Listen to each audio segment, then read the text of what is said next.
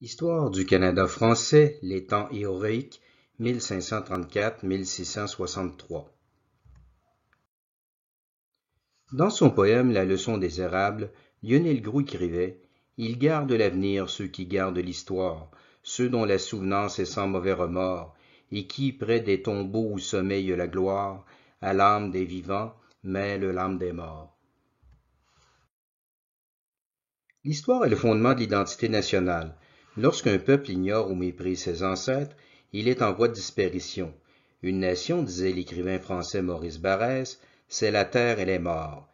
La terre, ce sont les traits communs qui unissent un peuple, son territoire, sa race, sa langue, ses coutumes et sa religion. Les morts, c'est la conscience historique qui relie la génération actuelle aux générations passées et aux générations futures dans la volonté de perpétuer la vie collective. De nos jours, le Québec doit redécouvrir la noblesse de son histoire s'il veut survivre en tant que nationalité. Les Canadiens français doivent se souvenir de ce qu'ils étaient à l'origine, un peuple français et catholique en terre d'Amérique. Ils doivent revenir à l'esprit de leurs ancêtres pour résister au mondialisme. Notre histoire se divise en trois périodes. Le régime français, de 1534 à 1760, a marqué la naissance et la croissance de notre nationalité. Le régime anglais, de 1760 à 1867, fut un rude combat pour la survivance. Le régime canadien, de 1867 à nos jours, se caractérise par une recherche d'autonomie, voire d'indépendance politique. Les armoiries de la province de Québec illustrent chacune de ces périodes historiques.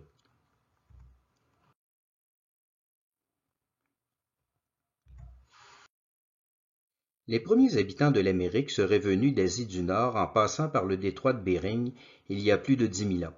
Les archéologues ont retrouvé dans la vallée du Saint-Laurent et la péninsule du Niagara des vestiges de peuplement autochtone qui remontent à 6 000 avant Jésus-Christ. Le niveau de développement des civilisations précolombiennes était très variable. Au Canada, les Amérindiens étaient au stade préhistorique du Néolithique ou pierre polie. Ils ne connaissaient ni la roue, ni l'usage des métaux, ni l'écriture. Certaines tribus pratiquaient l'agriculture, mais la plupart ne vivaient encore que de la chasse, de la pêche et de la cueillette des fruits sauvages.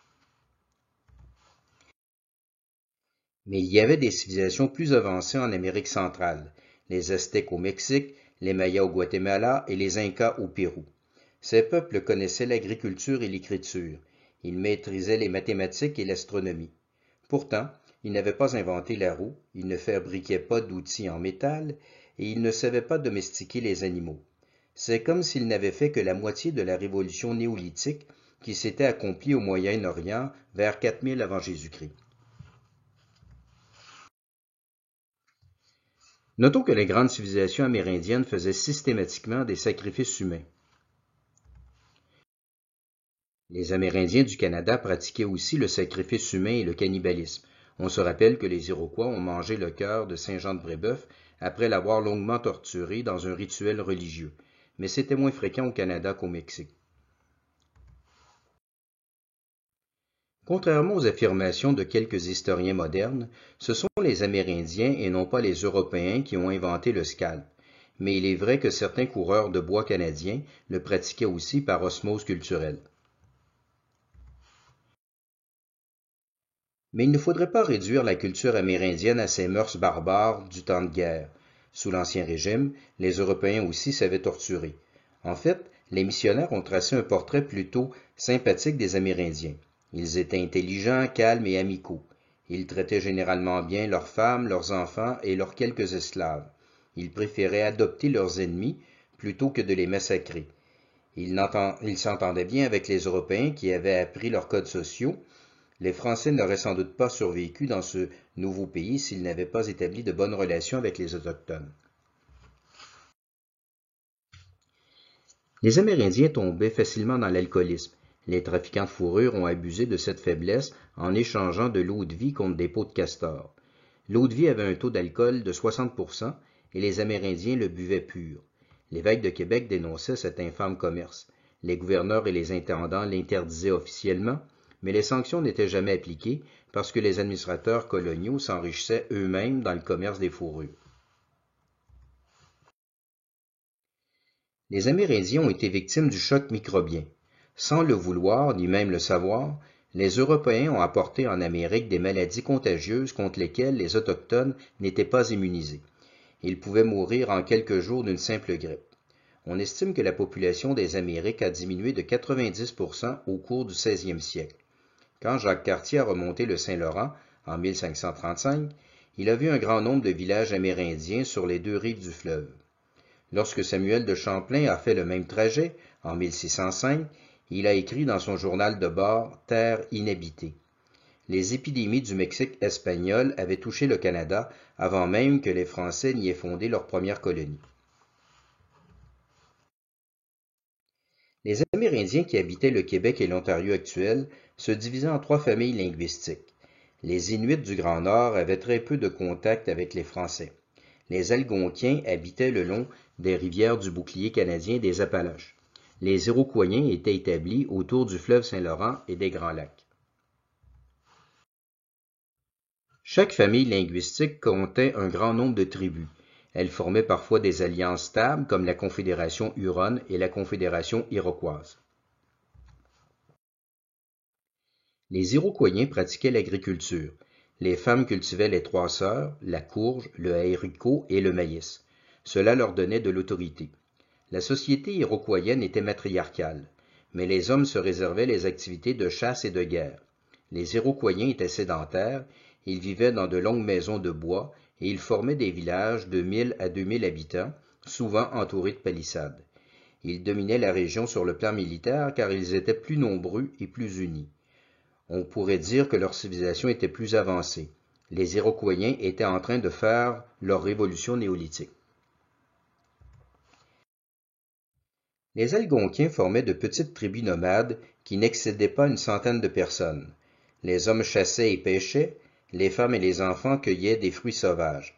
Les Algonquiens étaient trop dispersés pour constituer une force militaire, mais ils étaient de précieux auxiliaires pour les Français et les Canadiens. Les Hurons et les Iroquois rivalisaient pour le contrôle des lacs Ontario et Erie. Les Hurons de l'Ontario se sont alliés aux Français. Les Iroquois de l'État de New York ont plutôt choisi le camp des Hollandais d'abord et des Anglais ensuite. Les Amérindiens se gouvernaient par une démocratie directe. Les décisions étaient prises collectivement, après de longs palabres, où la parole des anciens avait un poids prépondérant. Les chefs étaient élus au mérite. Saint-Jean-de-Brébeuf admirait la vie politique amérindienne et il n'hésitait pas à la comparer à celle des Grecs et des Romains. Les Amérindiens étaient panthéistes. Ils pensaient que tous les éléments de la nature étaient divins, hommes, animaux, végétaux et minéraux. Ils croyaient à la réincarnation qu'ils appelaient le cercle de vie. Les chamans communiquaient avec les esprits, prédisaient l'avenir et guérissaient les malades. Ils jouaient un rôle clé dans la vie sociale et culturelle. Les missionnaires ne réussiront pas à convertir massivement les Autochtones. L'écart de civilisation entre les Européens et les Amérindiens était sans doute trop prononcé. Les seuls Amérindiens qui ont adhéré au christianisme sont ceux qui ont été sédentarisés dans les réductions des Jésuites, comme celle de Sillery, près de Québec. Mais les Amérindiens ont fourni à l'Église une admirable sainte, Kateri Tekakwitha, qui fut torturée par son propre père parce qu'elle s'était convertie à la religion du Christ.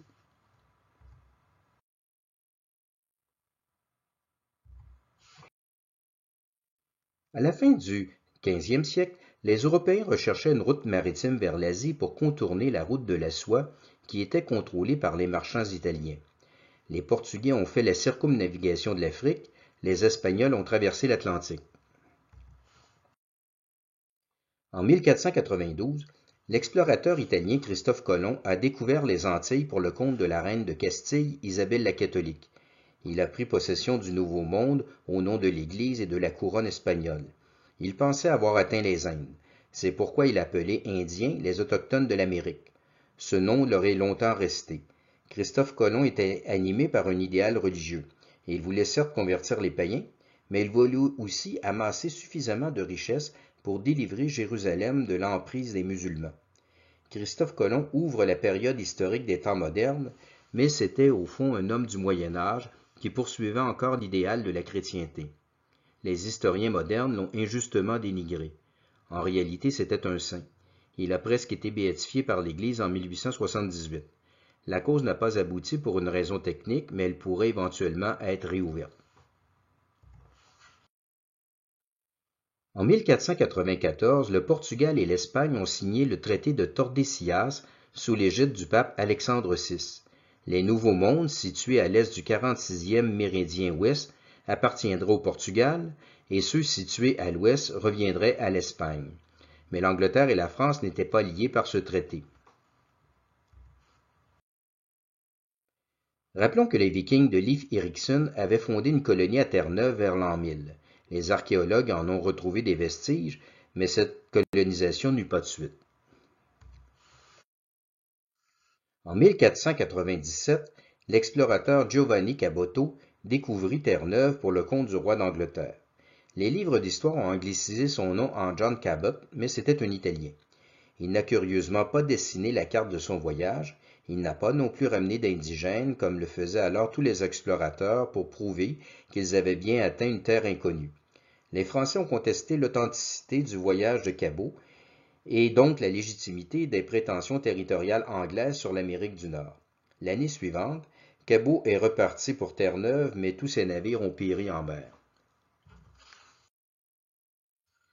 La France est entrée tardivement dans le mouvement des grandes découvertes parce qu'elle était engagée dans les guerres d'Italie au tournant du XVIe siècle. En 1534, le roi François Ier a confié à Jacques Cartier la mission d'explorer le nord de l'Amérique pour trouver soit de l'or, soit un passage maritime vers la Chine. À cette époque, le roi de France n'avait même pas de marine. Il dut faire appel aux armateurs bretons. Jacques Cartier était un navigateur expérimenté de Saint-Malo en Bretagne. Il faisait partie de l'équipage de Verrazzano qui avait longé la côte ouest de l'Amérique en 1524. Il avait probablement été au Brésil. Cartier était un bon capitaine, mais il manquait de diplomatie avec les Indiens. Les Bretons et les Basques venaient pêcher dans le golfe du Saint-Laurent depuis longtemps. Ils faisaient sécher leurs morues sur les côtes de la Gaspésie et ils commerçaient avec les Indiens. Mais ils gardaient la route secrète car ils ne voulaient pas être embêtés par l'autorité royale, c'est-à-dire par les taxes. Jacques Cartier n'est donc pas le premier Français à avoir foulé le sol du Canada, mais c'est le premier explorateur à l'avoir fait au nom du roi de France. Jacques Cartier débarqua dans la baie de Gaspé le 24 juillet 1534. Il prit possession du pays au nom de l'Église et du roi en plantant une croix ornée de fleurs de lys. Il rencontra les Iroquois de Stadacone, aujourd'hui Québec, qui venaient pêcher autour de la péninsule gaspésienne durant l'été. Le chef Donnacona a prononcé le mot Canada en pointant l'horizon du doigt. Cartier a cru que c'était le nom du pays, mais le mot signifiait probablement village. Il appelait naïvement Donnacona le roi du Canada. Le chef indien accepta que ses deux fils accompagnent Cartier jusqu'en France. Ils ont appris un peu de français et ils serviront d'interprètes lors du deuxième voyage. Cartier revient en 1535 avec 3 navires, la Grande Hermine, la Petite Hermine et l'Émérillon. Il s'installe à Stadacone et il remonte ensuite le fleuve jusqu'à Hochelaga, sur l'île de Montréal. Donnacona ne voulait pas que Cartier aille plus loin que son propre village. Les Amérindiens de Stadacone et d'Hochelaga étaient ennemis. La rivalité Québec-Montréal semble être inscrite dans la géographie. Donnacona essayait de manipuler les Français dans son propre intérêt. Cartier fit l'erreur d'appuyer un rival de Donnacona à l'intérieur de la tribu. Le vieux Donnacona voulait maintenant exterminer les Français. Cartier et ses hommes ont dû se barricader dans le fort durant tout l'hiver. On raconte souvent que les Indiens ont sauvé la vie des Français en leur offrant un médicament contre le scorbut. Mais on oublie de mentionner que Cartier a obtenu la recette d'un des fils de Donnacona par la ruse, une ruse qui devait avoir un fort taux d'alcool comme on peut s'en douter. Donnacona était furieux, et il aurait préféré voir tous les Français crever. Au printemps de 1536, Cartier repart pour la France après avoir enlevé le vieux Donnacona et une dizaine d'autres Indiens. Donnacona fut présenté au roi François Ier. Il lui parla des prétendues richesses du royaume du Saguenay. Mais les Français ont peut-être confondu la réalité avec la légende à cause du problème de langue. Les Indiens sont finalement tous morts de maladie en France.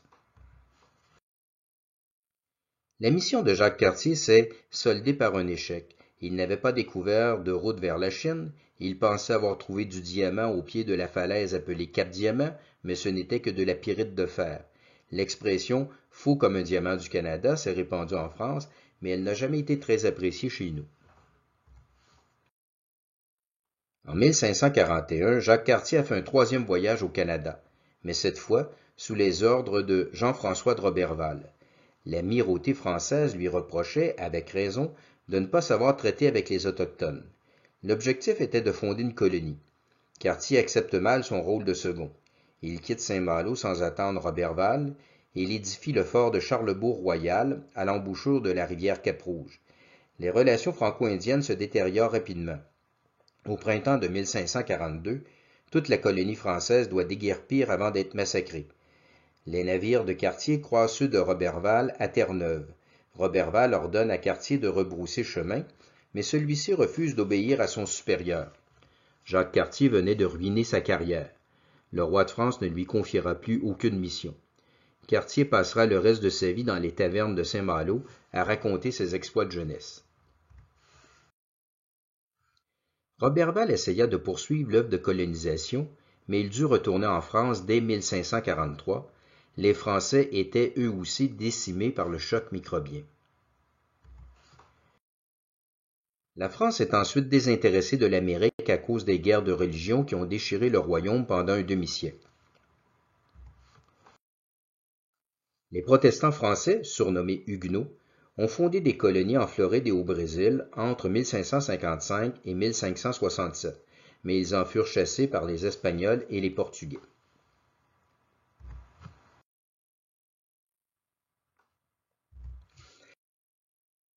En 1593, le roi de France, Henri III, a été assassiné par un catholique qui le trouvait trop favorable aux protestants. Henri III n'avait pas d'enfant. La couronne revenait donc légitimement à son cousin, le roi de Navarre, Henri de Bourbon. Le royaume de Navarre était situé à la frontière de la France et de l'Espagne. Il sera ultérieurement partagé entre les deux pays. Toutefois, Henri de Bourbon était protestant. Il combattait depuis des années contre la Ligue catholique des ducs de Guise. Henri IV décida de se convertir au catholicisme pour se rallier la noblesse de France. Paris vaut bien une messe, disait-il. Après 30 ans de guerre civile, les deux camps étaient épuisés. Mais ce n'était qu'une simple trêve. En 1598, celui que l'on surnommera le bon roi Henri publia l'Édit de Nantes qui faisait du catholicisme la religion d'État du royaume de France, tout en tolérant la pratique du culte protestant dans certaines régions. Ce compromis fut approuvé par le pape. En vertu de la doctrine sociale de l'Église, l'État catholique doit interdire le culte public et la propagation des fausses religions. Mais un État catholique peut tolérer temporairement la liberté de culte pour éviter un plus grand mal comme la guerre civile. La liberté de culte n'est pas un droit fondamental, mais la simple tolérance d'un mal. L'édit de Nantes fut appliqué dans un esprit libéral plutôt que dans un esprit catholique. En pratique, le catholicisme et le protestantisme étaient sur un pied d'égalité. Le premier ministre du roi, le duc de Sully, était protestant et il n'hésitait pas à favoriser ses cours religionnaires. Le parti huguenot conservait ses forces armées. C'était un État dans l'État qui avait même les moyens de fonder des colonies en Amérique, comme nous l'avons vu. En 1610, Henri IV a été assassiné par un catholique radical qui le considérait trop favorable aux protestants. Les guerres de religion vont reprendre de plus belle jusqu'à ce que les Huguenots soient définitivement vaincus en 1627. Les troupes de Louis XIII et du cardinal de Richelieu réussiront à s'emparer de leur principale ville fortifiée, La Rochelle. En 1629, l'édit d'Alès réaffirmera la liberté de culte protestant en certaines régions, mais sous la protection du roi. Les Huguenots n'auront plus de puissance militaire. Le roi Louis XIV pourra ainsi révoquer l'édit de Nantes en 1685 et rétablir l'unité religieuse du royaume de France. La politique de pacification religieuse du bon roi Henri avait néanmoins permis à la France de relancer le projet d'expansion coloniale. En 1599, Pierre Guat de Monts ouvrit un comptoir de traite des fourrures à Tadoussac, au confluent des fleuves Saguenay et Saint-Laurent. C'était un protestant, mais il avait épousé une catholique. À cette époque, la démarcation entre les catholiques et les protestants n'était pas très nette. Les protestants entendaient réformer l'Église et non pas s'en séparer. Les catholiques prônaient eux aussi une certaine rénovation de l'Église, mais sans modifier les dogmes de foi. En 1603, Henri IV a concédé à Pierre Guat de Monts un monopole commercial en Nouvelle-France contre l'engagement d'y établir une colonie. Au XVIe siècle, tous les rois européens confiaient les œuvres de colonisation à des compagnies privées à monopole. Le navigateur de la compagnie était Samuel de Champlain, un catholique de La Rochelle qui épousa quant à lui une protestante, Hélène Boullé. Les méchantes langues ont souligné qu'elle n'avait que 12 ans, alors que Champlain en avait 40. Mais le contrat de mariage stipulait que les époux ne devaient pas faire vie commune avant qu'elle ait atteint l'âge de 21 ans. En fait, ce mariage scellait une association commerciale entre Champlain et le père d'Hélène Boullé, selon les usages de l'époque. Après le mariage, Champlain est retourné au Canada et Hélène Boullé est restée chez ses parents. Elle rejoindra plus tard son mari à Québec, mais elle n'a pas réussi à s'adapter au climat. Hélène Boullé est retournée en France pour s'occuper des affaires de Champlain. Ils n'ont pas eu d'enfants. Après la mort de son mari, Hélène Boullé est entrée en religion, elle a fondé le monastère des Ursulines de Meaux et elle est morte en odeur de sainteté. En 1604, Pierre Guat de Monts et Samuel de Champlain ont fondé une colonie à Port-Royal en Acadie, l'actuelle Nouvelle-Écosse. En accord avec l'esprit de tolérance de l'édit de Nantes, la colonie se composait de protestants et de catholiques. Il y avait un pasteur et un prêtre. Inutile de dire que les deux ministres du culte s'arrachaient les colons. La question religieuse divisait et affaiblissait Port-Royal. Le chef des Micmacs de la région, Mambertou, s'entendait bien avec les Français. Il a été baptisé en 1610 sous le nom d'Henri en l'honneur du roi de France. L'Acadie pouvait communiquer avec la France durant toute l'année, contrairement à Québec qui était isolé durant l'hiver à cause du gel du fleuve Saint-Laurent. Mais les hivers acadiens étaient tout de même longs et rigoureux. Pour distraire les colons, Champlain fonda l'Ordre du Bon Temps. Les Amérindiens étaient fascinés par les instruments de musique des Français. Samuel de Champlain a poursuivi l'exploration du continent. Il longea la côte américaine jusqu'à Cape Cod, au Massachusetts.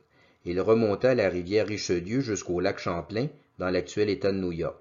Il explora la rivière Outaouais jusqu'au lac Huron, et il revint en traversant la péninsule du Niagara pour découvrir le lac Ontario. Comme tous les explorateurs européens de ce temps, il chercha encore un passage vers la Chine. En 1707, les Anglais ont fondé leur première colonie nord-américaine à Jamestown, en Virginie. Les anglo-protestants puritains du Mayflower vont s'établir au Massachusetts en 1620. La Nouvelle-Hollande a été fondée en 1624, mais les Anglais vont s'emparer de cette colonie en 1664 et la rebaptiser New York.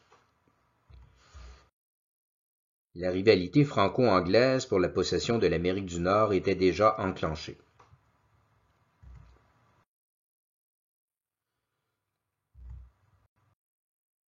Le 3 juillet 1608, Samuel de Champlain a fondé une colonie à Québec. C'était l'acte de naissance de la nation canadienne-française, mais personne n'en avait encore conscience à l'époque. Les motivations de Samuel de Champlain étaient à la fois religieuses, politiques et commerciales. Il voulait convertir les païens, étendre le royaume de France et s'enrichir par la traite des fourrures. Il rêvait de métisser les Français et les Amérindiens. Ce n'était pas un aventurier comme Jacques Cartier, ni un saint comme Maisonneuve, mais quelque chose entre les deux. C'était un grand colonisateur. Il a réinvesti la plupart de ses profits dans le développement de la Nouvelle-France. La Fondation de Québec avait pour but de conserver à la France le contrôle du commerce des fourrures. Port-Royal était bien situé pour les pêcheries, mais pas pour les pelleteries. Les fourrures provenaient essentiellement du bassin des Grands Lacs. Pour rejoindre l'Atlantique, elles devaient transiter par le fleuve Saint-Laurent, soit par le fleuve Hudson. Les Hollandais tenaient déjà l'Hudson et ils auraient sans doute pris le contrôle du Saint-Laurent si les Français ne les avaient devancés. Rappelons-nous qu'il n'y avait aucune route terrestre. Le contrôle des cours d'eau était le principal enjeu des guerres indiennes, sur lesquelles vont se superposer les rivalités européennes. Québec avait l'avantage d'être situé à proximité des réseaux de traite et au milieu des tribus indiennes alliées. Le site était facile à défendre à cause de la hauteur du cap Diamant et de l'étroitesse du fleuve. Le Saint-Laurent donnait accès au Grand Lac et à tout le réseau hydrographique du centre du continent.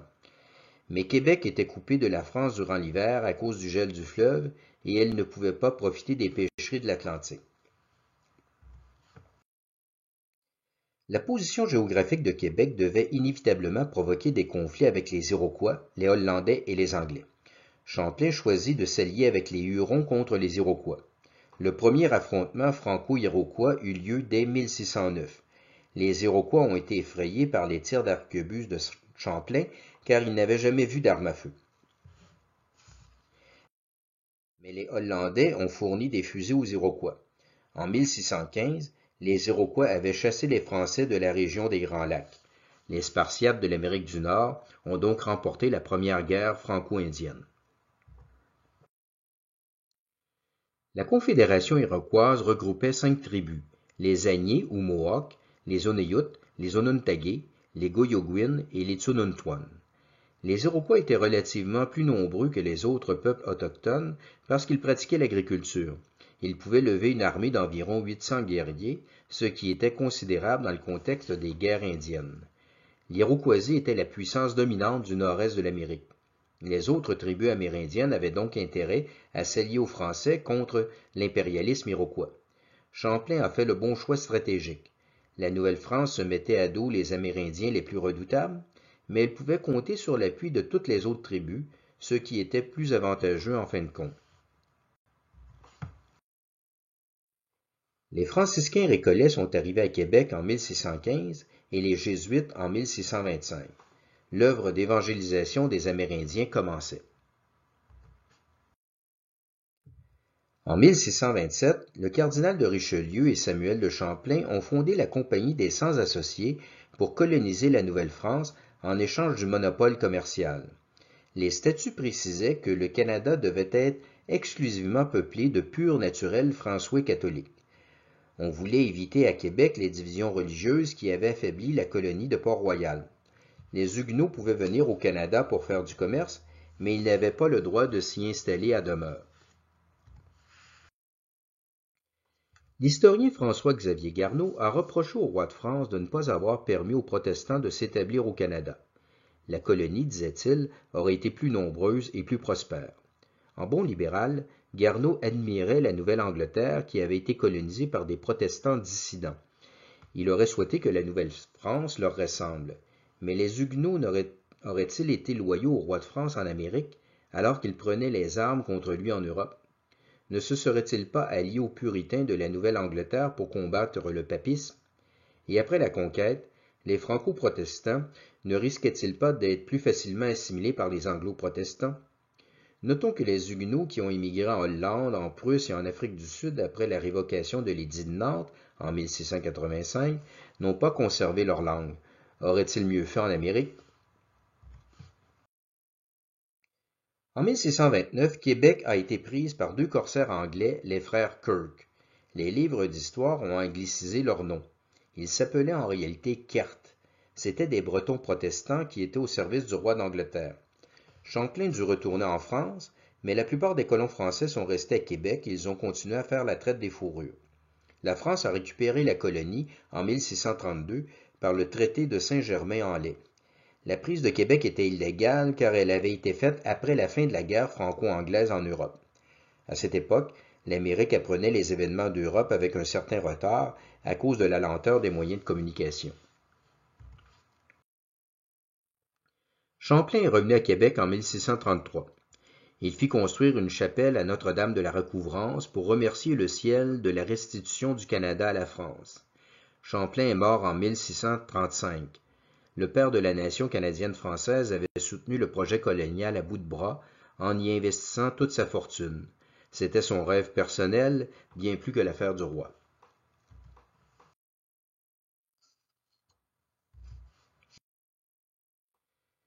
La cour de France s'est désintéressée de l'Amérique durant la régence de la reine Anne d'Autriche entre 1643 et 1661. La régente et son premier ministre, le cardinal de Mazarin, étaient trop occupés à réprimer la Fronde, c'est-à-dire la révolte des grands seigneurs féodaux. La traite des fourrures n'était pas aussi rentable qu'on l'espérait.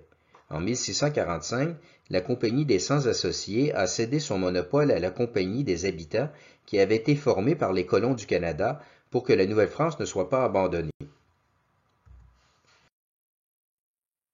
C'est la Compagnie de Jésus qui a soutenu la colonie à bout de bras pour éviter que les Autochtones ne tombent sous l'emprise des protestants, hollandais ou anglais. De 1632 à 1672, les Jésuites ont publié à Paris les Relations de la Nouvelle-France pour attirer des missionnaires, des colons et de l'argent au Canada. La réforme tridentine de l'Église de France s'est faite au XVIIe siècle. Les Jésuites ont été le fer de lance de ce renouveau spirituel. Les missions canadiennes sont l'un des plus beaux fleurons de l'histoire des fils de Saint-Ignace de Loyola. Les Jésuites ont baptisé le sol de leur sang. Le père Jean de Brébeuf est arrivé à Québec en 1625. Son supérieur l'envoya au pays des Hurons situé dans la péninsule du Niagara en Ontario. Il apprit leur dialecte et il en fit une langue écrite en rédigeant un dictionnaire, une grammaire et un catéchisme en huron. Si la langue des Hurons n'est pas complètement disparue, c'est grâce à Jean de Brébeuf. Les relations de 1635 et 1636 qu'il a rédigées décrivent à la manière d'un ethnologue les croyances et les mœurs des Hurons. Brébeuf avait de l'estime et même de l'admiration pour le peuple qu'il voulait évangéliser. Il ne les considérait nullement comme des inférieurs. Il comparait leur éloquence à celle des Grecs et des Romains de l'Antiquité.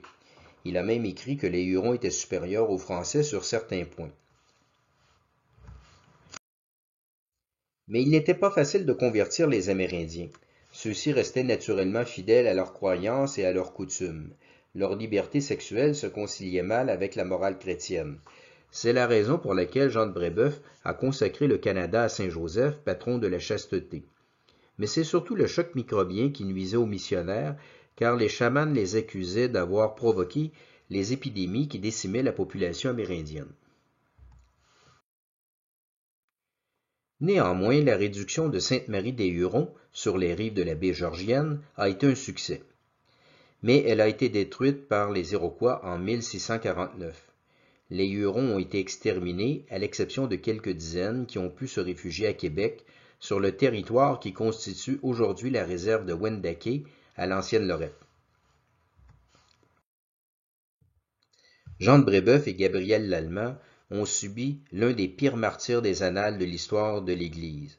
Après les avoir attachés au poteau de torture, les Iroquois les ont découpés et mangé des lambeaux de leur chair. Ils ont versé sur leur tête de l'eau bouillante en dérision du baptême. Ils leur ont coupé les joues pour qu'ils cessent de prêcher notre Seigneur. Ils leur ont mis un collier de haches rougies au feu autour du cou. S'ils se penchaient vers l'avant, leur dos brûlait. S'ils se penchaient vers l'arrière, c'était leur poitrine. À la fin, les barbares ont arraché leur cœur et ils les ont mangés pour s'approprier leur courage. Le supplice a commencé à 9 heures et il s'est terminé à 16 heures. Le sang des martyrs est une semence de chrétiens, disait Tertullien. L'année suivante, plus de 3000 Amérindiens ont demandé le baptême. Les 8 jésuites qui ont reçu la couronne du martyr au Canada sont René Goupil, Isaac Jogues, Jean de Brébeuf, Gabriel Lallemand, Noël Chabanel, Antoine Daniel, Charles Garnier et Jean de Lalande. Ils ont été canonisés en 1930. Marie de l'Incarnation et Marie-Catherine de Saint-Augustin sont deux autres figures de l'épopée mystique de la Nouvelle-France. Née à Tours en 1599, Marie Guyard a eu des grâces mystiques dès l'âge de 7 ans. Elle voulait entrer en religion, mais ses parents ont décidé de la marier à un maître ouvrier en soie, Claude Martin. Elle eut un fils, également appelé Claude, mais elle devint veuve à 19 ans. C'était courant dans les conditions démographiques des sociétés pré-industrielles. En 1620, le Christ lui apparaît de nouveau. Elle voulait mener une vie de recluse, mais elle dut prendre en charge l'entreprise de transport fluvial de sa sœur et de son beau-frère. Elle fit des vœux privés de chasteté, de pauvreté et d'obéissance. En 1631, elle entre au couvent des Ursulines de Tours et prend le nom de Marie de l'Incarnation. Elle confie son fils de 12 ans à un monastère bénédictin, ce qui n'était pas inhabituel à l'époque. Don Claude Martin deviendra un saint moine. Marie de l'Incarnation a vu le Canada en songe. Sa communauté lui a permis d'aller y fonder une école pour jeunes filles. Elle rencontre la riche et pieuse Marie-Madeleine de la Pelletrie qui soutiendra financièrement l'œuvre. Madame de la Pelletrie est également venue au Canada pour vivre comme une religieuse tout en restant laïque. Marie de l'Incarnation a fondé le Collège des Ursulines de Québec en 1639. C'est la plus ancienne maison d'éducation féminine de l'Amérique du Nord. Notons qu'elle ne l'a pas appelé couvent, mais collège, un nom qui était alors réservé aux écoles de garçons. Marie de l'Incarnation était une éducatrice d'avant-garde qui entendait donner aux jeunes filles une haute formation intellectuelle et morale. Elle voulait instruire les Françaises et les Indiennes, mais ces dernières prenaient généralement le bois dès l'arrivée du printemps. Les Ursulines se contentaient de leur enseigner un peu de catéchisme pour les baptiser. Le monastère a servi d'hôpital pour les Indiens lors d'une grande épidémie de petite vérole. Marie de l'Incarnation a rédigé un dictionnaire et un catéchisme dans les langues des Algonquins et des Iroquois.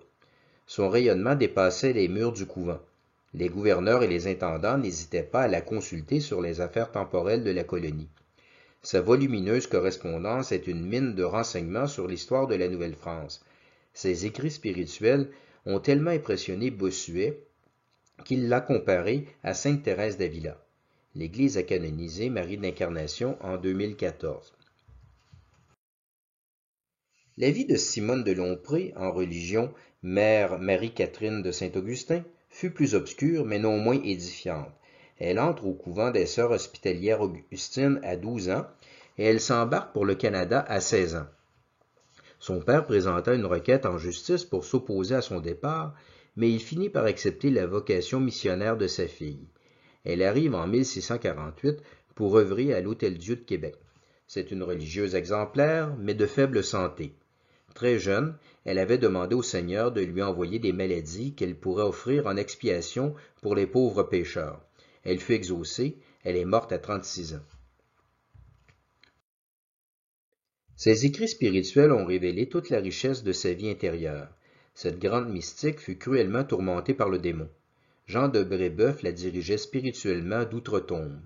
En 1671, le père jésuite Paul Ragueneau a publié une vie de Mère Catherine de Saint-Augustin qui a eu beaucoup de retentissement en France. La victime expiatoire du Canada a été béatifiée par l'Église en 1989.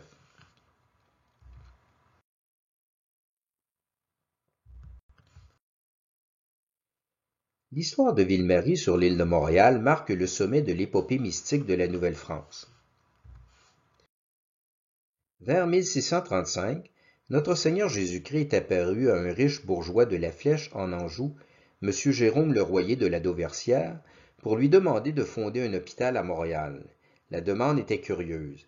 Il y avait en France 7 villes qui portaient le nom de Montréal, et chacune d'elles disposait déjà d'un hôpital. C'est en prenant connaissance des relations des Jésuites que la Dauversière a compris qu'il s'agissait plutôt de l'île de Montréal au Canada. Montréal est l'une des rares villes du monde qui a été fondée à la demande du ciel. N'est-ce pas un signe de la mission spirituelle du Canada français? En 1639, Jérôme Le Royer de la Dauversière fonda la Société Notre-Dame de Montréal. L'année suivante, la société acheta l'île de Montréal à titre de seigneurie. Elle recruta des volontaires pour y fonder une colonie et, bien sûr, un hôpital. L'état de santé de la Dauversière ne lui permettait pas de venir au Canada à son grand regret. Mais en restant en France, il pouvait mieux soutenir la colonie par ses contacts politiques et sa fortune personnelle. Les membres de la Société Notre-Dame de Montréal étaient liés à la Compagnie du Saint-Sacrement, une organisation politico-religieuse qui avait beaucoup d'influence à la cour. Jérôme Le Royer de la Dauversière a été déclaré vénérable par la Congrégation pour la cause des saints en 2007. Son principal associé était Jean-Jacques Ollier, le fondateur de la Compagnie des prêtres de Saint-Sulpice à Paris. Monsieur Ollier était lui aussi d'une grande sainteté, bien qu'il n'ait pas encore été béatifié par l'Église. Il s'inscrivait dans l'école de spiritualité française du grand siècle. Si la Nouvelle-France était l'affaire des Jésuites, Montréal deviendra plutôt la chasse gardée des Sulpiciens. La Société Notre-Dame de Montréal a confié le commandement de la colonie à Paul de Chaumédé de Maisonneuve. C'était un militaire de carrière, issu de la petite noblesse. Il avait combattu contre les Hollandais et les Turcs. Mais c'était surtout un saint homme qui avait conservé sa vertu dans les camps militaires, ce qui n'était pas facile à cette époque. Maisonneuve ne s'est jamais enrichi dans le commerce des fourrures, contrairement à tous les autres gouverneurs de la Nouvelle-France. Dans son Histoire du Montréal, le sulpicien François Dollier de Casson a écrit que Maisonneuve se préoccupait d'argent autant que de fumier. Le fondateur de Montréal est resté célibataire. C'était une sorte de moine laïque qui avait probablement fait des vœux privés. Il mériterait sans doute d'être canonisé, mais il a laissé trop peu d'écrits pour que l'on puisse faire une enquête sur sa vie intérieure. M. de la Dauversière a confié à Jeanne Mance la mission de fonder l'hôpital demandé par le ciel. On a décerné à cette sainte demoiselle le glorieux titre de cofondatrice de Montréal, car elle était le bras droit de Maisonneuve. Les hospitalières de Saint-Joseph de Montréal, qui finiront par prendre en charge l'Hôtel-Dieu de Montréal, la considèrent comme la fondatrice de leur communauté, bien qu'elle soit toujours restée laïque. Jeanne Mance soignait les Indiens avec le même dévouement que les Français, même lorsqu'il s'agissait des Iroquois. Sa bonté a produit plusieurs conversions. Elle fut, elle aussi, gratifiée de visions surnaturelles. Elle a été miraculeusement guérie d'une paralysie en apposant son bras sur une relique du cœur de Jean-Jacques Ollier. L'Église l'a déclarée vénérable en 2014. Les bonnes œuvres de Jeanne Mance étaient soutenues financièrement par Madame Angélique Faure de Bullion, la riche veuve de l'ancien surintendant des finances du royaume de France. La très pieuse Madame de Bullion était la bienfaitrice inconnue de Ville-Marie. Sainte Marguerite Bourgeois est arrivée à Ville-Marie en 1653. Elle a fondé la congrégation Notre-Dame de Montréal, une communauté de religieuses enseignantes non cloîtrées, ce qui était une innovation à l'époque. En bonne pédagogue, elle retenait les petites filles françaises et indiennes dans son école en leur offrant de la tire Sainte-Catherine. Elle a été canonisée en 1982. Les Montréalistes sont arrivés à Québec au début de l'automne 1641. Le groupe comptait 54 hommes et 4 femmes. Ils ont laissé passer l'hiver avant de s'établir à Montréal. Les Français de Québec qualifiaient leur projet de folle entreprise à cause de la menace iroquoise. L'île de Montréal était géographiquement indéfendable à cause des nombreuses rivières qui lui donnaient accès. La rivière Richelieu, par exemple, conduisait directement à l'Iroquoisie. On l'appelait d'ailleurs à cette époque la rivière aux Iroquois. Le gouverneur de la Nouvelle-France, Charles Huot de Montmagny, proposa à Maisonneuve de s'établir sur l'île d'Orléans, à proximité de Québec. Les Français, disait-il, ne sont pas assez nombreux pour se diviser en 2 colonies, séparées par plus de 300 kilomètres. Du point de vue militaire, Montmagny avait raison.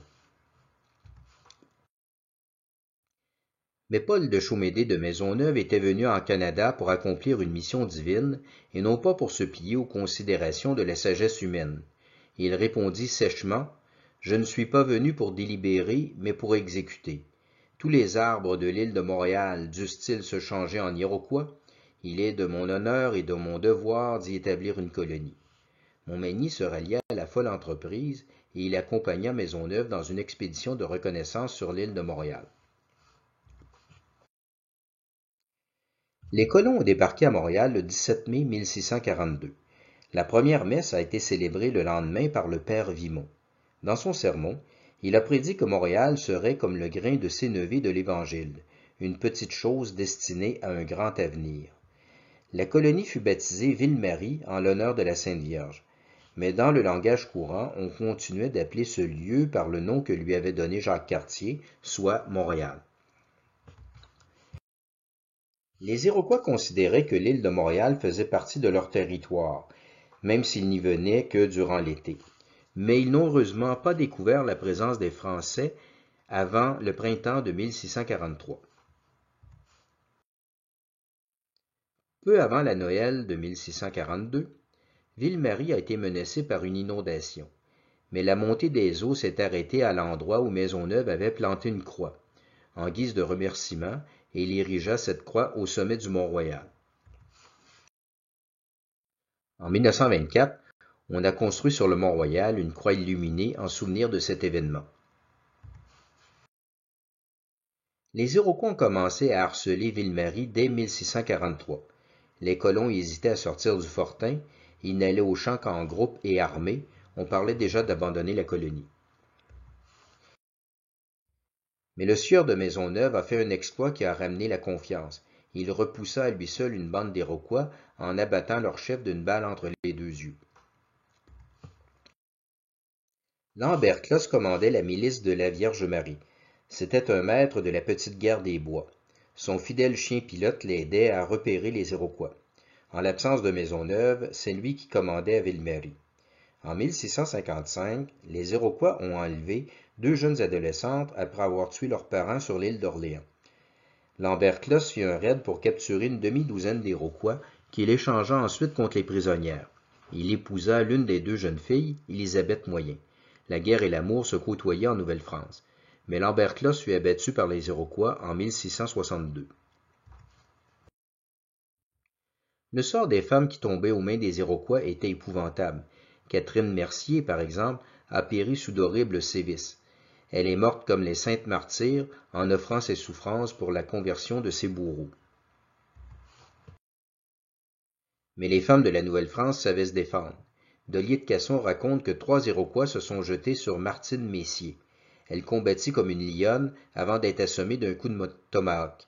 Lorsqu'un des Iroquois entreprit de la scalper, l'Amazone s'éveilla et elle le saisit vigoureusement à un endroit que la pudeur interdisait au bon père sulpicien de nommer. Le barbare eut peine à s'enfuir. Charles Lemoine fut un autre héros de la guerre iroquoise. Il avait appris les langues indiennes en vivant avec les Hurons pendant 4 ans. En 1661, il repoussa à lui seul une troupe de 160 guerriers ennemis. Il a été l'homme de confiance de plusieurs gouverneurs. En 1666, il a guidé, voire pratiquement commandé, l'invasion de l'Iroquoisie par le régiment de Carignan-Salière. Charles Lemoine s'est enrichi dans le commerce des fourrures. Il fut l'un des rares Canadiens à être anobli par le roi de France. Son fils, Pierre Lemoine d'Iberville, sera le plus fameux chef militaire de l'histoire de la Nouvelle-France. Toutefois, Ville-Marie s'est davantage illustré par ses vertus religieuses que par ses exploits guerriers. Le but des fondateurs de la colonie était de convertir les Amérindiens en leur présentant un modèle de société chrétienne. La piété des Montréalistes était remarquable, puisqu'elle impressionnait même les austères calvinistes de la Nouvelle-Hollande. Notons que les colons de Ville-Marie avaient intérêt à rester en état de grâce, car ils risquaient à chaque jour de perdre la vie aux mains des Iroquois. En Nouvelle-France, on comparait Montréal à Jérusalem et Québec à Babylone, la cité des missionnaires contre la cité des marchands de fourrure. En 1657, 4 prêtres de Saint-Sulpice se sont établis à Montréal. La colonie disposerait maintenant de son propre clergé. Les Jésuites vont pouvoir déployer leurs efforts ailleurs, essentiellement dans les missions amérindiennes.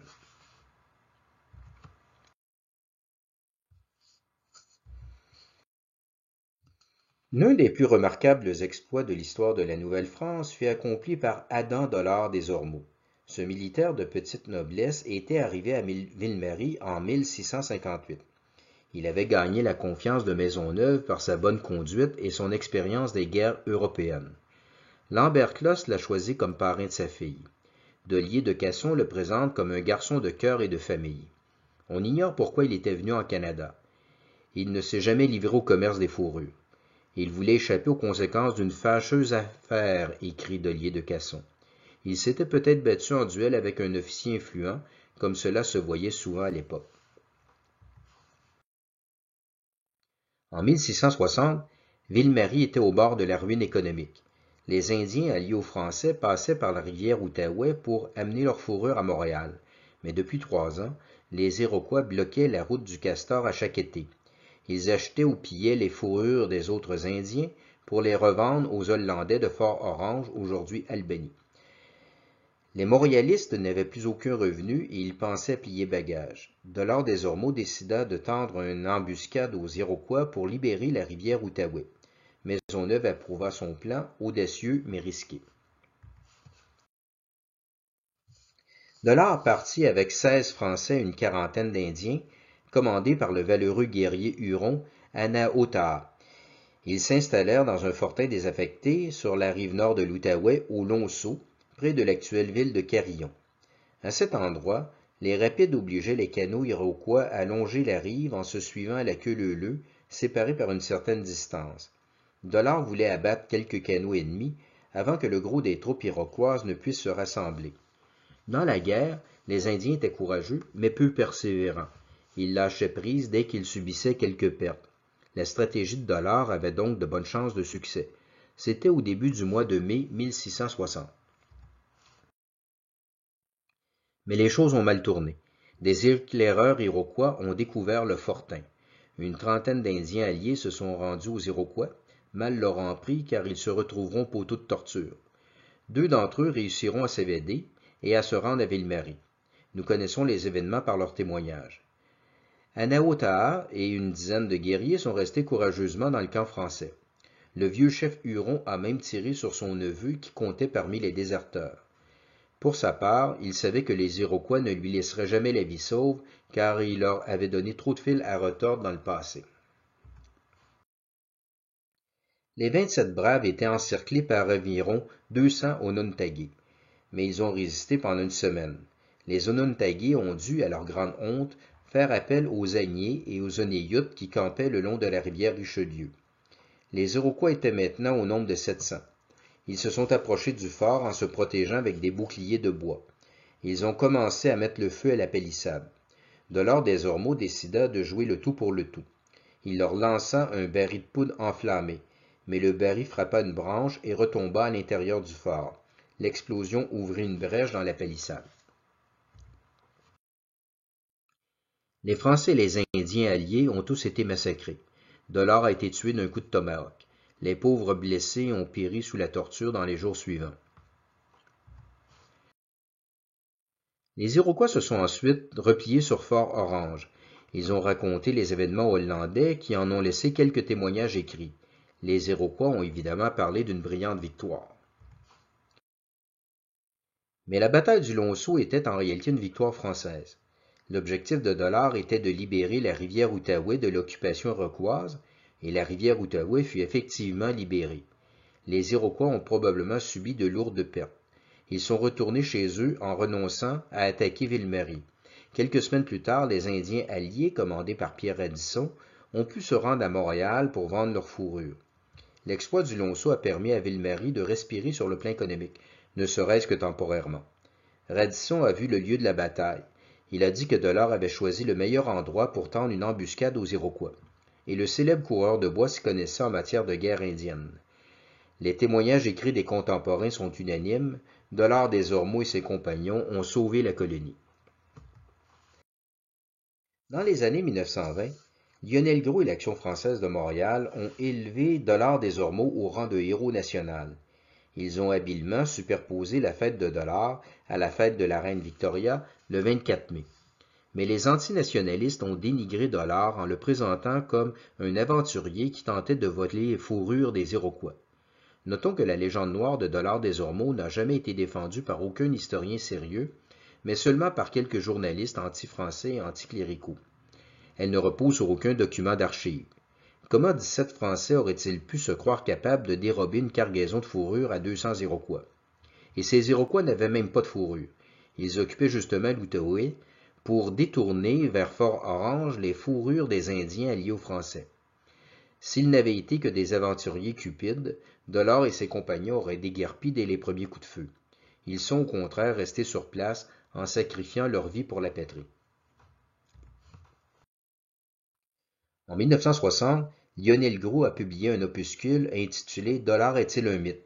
Notre historien national réfutait magistralement toutes les calomnies proférées contre l'exploit du Long-Sault.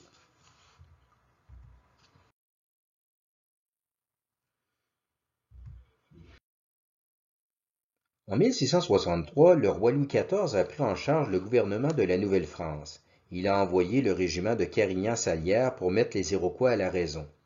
L'instauration du régime de la colonie royale a certes sauvé la Nouvelle-France, mais en détruisant l'idéal chrétien. Désormais, la guerre, la colonisation et les fourrures prendront le pas sur l'œuvre d'évangélisation des Amérindiens. Comme on peut se l'imaginer, la présence de nombreux soldats affecta les mœurs de la colonie.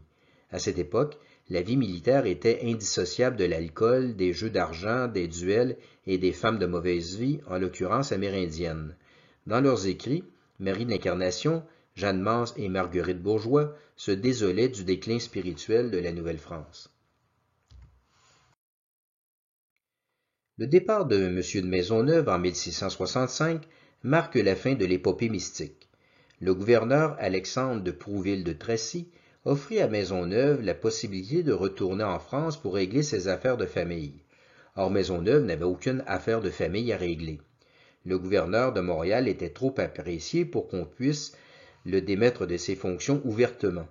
Tracy invoqua ce prétexte en sachant très bien que Maisonneuve ne reviendrait jamais au Canada.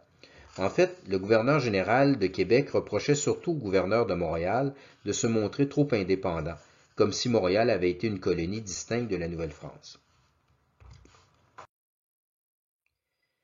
Paul de Chaumédé de Maisonneuve est mort à Paris en 1676, pauvre et oublié. On l'a même poursuivi en justice pour détournement de fonds. Le tribunal l'a naturellement acquitté, mais l'ingratitude du roi était scandaleuse. Dans ses écrits, Maisonneuve ne s'est jamais plaint des injustices dont il était victime. Comme beaucoup d'autres saints, il a vu la ruine temporelle de l'œuvre de sa vie. Mais les fruits spirituels de l'épopée mystique de Ville-Marie ont été innombrables et ils ne sont reconnus qu'au jugement dernier. Le 5 février 1663, un tremblement de terre d'une magnitude de 8 à l'échelle Richter, ce qui est très rare dans la vallée du Saint-Laurent, a détruit toutes les habitations de Québec. Il a laissé une trace géologique à l'endroit que l'on appelle depuis ce jour les éboulements. À l'époque, Marie de l'Incarnation a interprété le séisme comme un avertissement divin pour les désordres moraux qui se répandaient dans la colonie. Le castor avait triomphé de la croix, le Canada français prenait un autre tournant.